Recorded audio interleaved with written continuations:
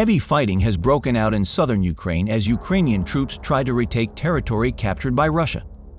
Ukrainian President Volodymyr Zelensky praised his troops for holding back the Russian offensive in the east, saying Ukrainian troops were advancing, position by position, step by step, and advancing.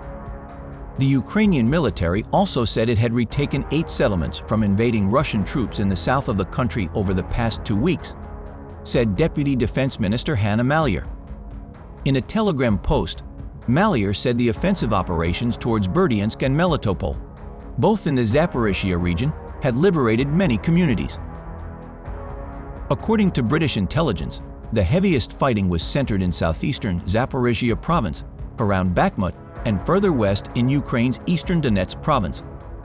While the update reports that Ukraine is carrying out attacks in these areas and has made little progress, it says that Russian troops are carrying out relatively effective defensive operations in southern Ukraine.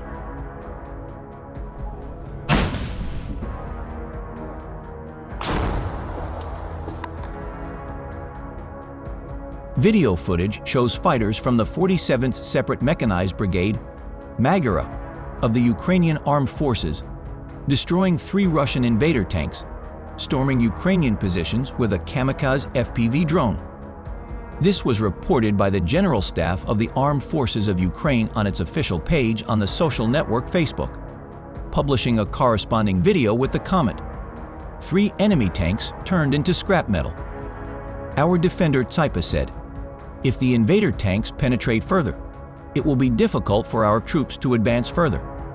The fact is that the 47th Brigade fought in the Zaporizhzhia area and in June made a significant advance from the Orakov side in the direction of the occupied village of Rabotin. In another video, the 26th Artillery Brigade of the Ukrainian Armed Forces destroys a 240mm 2C4 Tulip self-propelled mortar from Russian invaders. Its operator found a fat target, adjusted the accurate fire on it according to the calculations of the Polish 155mm self-propelled artillery installation AHS Krab, and recorded the result. Direct hit from the first shot. Tulip first caught fire, and then violently exploded. The ammunition itself exploded.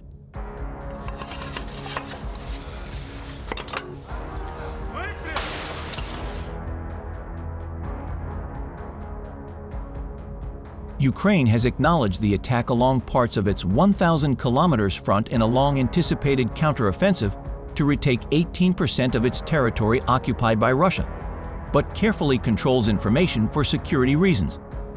Analysts say the main phase of the counteroffensive has yet to start. Both sides seem to have taken heavy losses in the recent battle, and both said the other side was bigger. Ukraine has readied a series of new military units for counteroffensives, while established brigades weather the Russian winter offensives in the east. Recently, fighters of the Ukrainian Armed Forces have also destroyed the Russian invaders' outpost in Bakhmut, entering their rear. This was reported by our defender, who runs the Telegram channel Bakhmut Demon. On several streets we managed to get behind the orcs and shoot their scouts.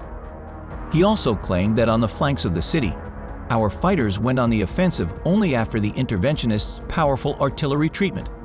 There was an attempt to attack us under Klishchiivka. It was repulsed.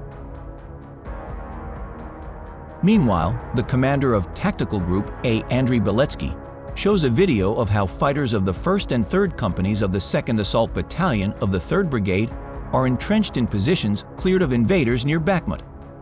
Enemy gunners, target artillery and drones are working on the attack aircraft. Despite this, the fighters fulfilled all the assigned tasks and moved forward.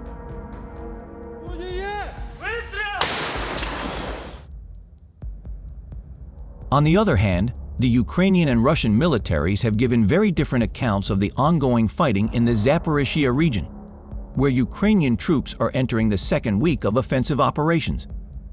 Ukraine carried out 1,298 missions over the past day, killing or wounding more than 2 companies, which usually comprise 100 to 200 soldiers in the Russian army, according to Oleksandr Tarnavsky, a brigadier general who commands Ukrainian forces in the area. Meanwhile, Russia claims to have repulsed 2 Ukrainian attacks near the village of Novodonetsk and destroyed a tank, an armored fighting vehicle, and more than half of the advancing manpower. Another attack near the main Russian-held village of Rivnopil has also been repelled, according to a spokesman for the Vostok Group.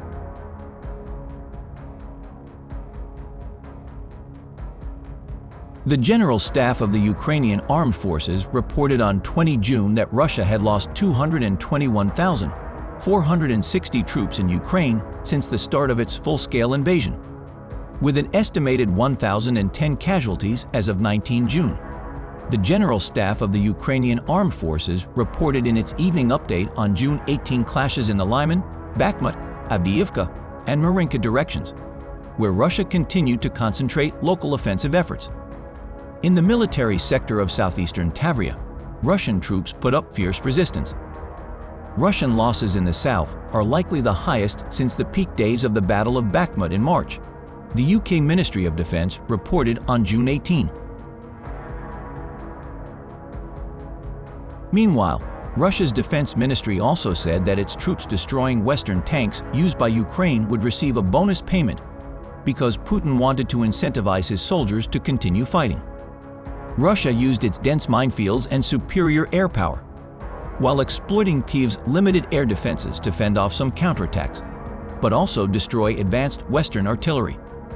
Western analysts and military officials have warned that a Ukrainian counterattack to drive Kremlin forces from occupied areas, using advanced Western-supplied weapons in attacks along a 600-mile, 1,000 kilometers front, could be long-lasting. Wagner Group founder Yevgeny Prigozhin said he expected a response from the Russian Ministry of Defense to a contract proposed between the mercenary group and the state. Britain's Ministry of Defense reported on June 20. The Russian Defense Ministry ordered all volunteer formations, which technically include paramilitary and mercenary formations, to sign a formal contract with the state by July 1. This was part of an effort to integrate mercenaries like Wagner into the regular army and tighten government control over them.